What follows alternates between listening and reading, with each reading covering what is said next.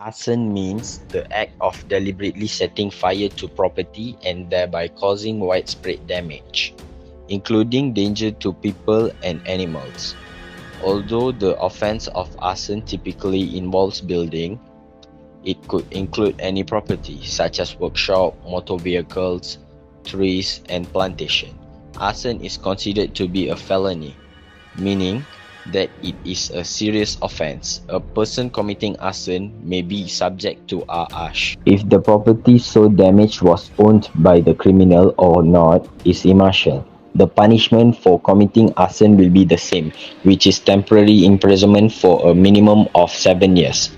The criminal, in addition to the imprisonment, will be liable to pay a fine equivalent to the damage caused by him. Natural surroundings such as forests, woodlands, and orchards are also covered under the ambit of property, which means that setting fire to any of these would result in temporary imprisonment. If a person sets fire to unharvested crops belonging to someone else or even to those of his own but such fire result in damage to another person's property, he will also be liable to temporary imprisonment under the same provision. Setting fire to the property and it extends to another third person's property that causes damage is also an offense that punishable by temporary imprisonment.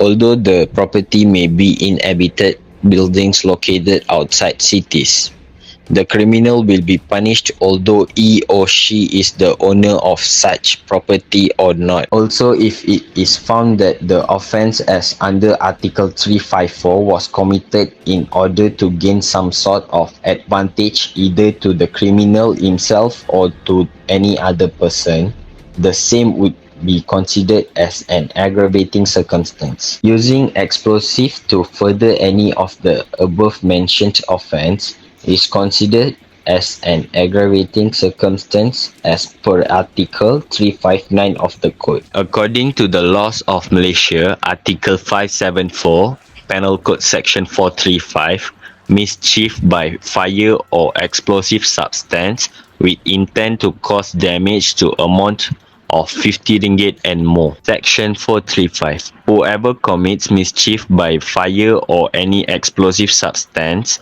intending to cause or knowing it to be likely that it will be thereby cause damage to any property to the amount of 50 ringgit or upwards shall be punished with imprisonment for a term which may extend to 14 years and shall also be liable to fine. A total of 50,720 fire incidents was recorded in 2019.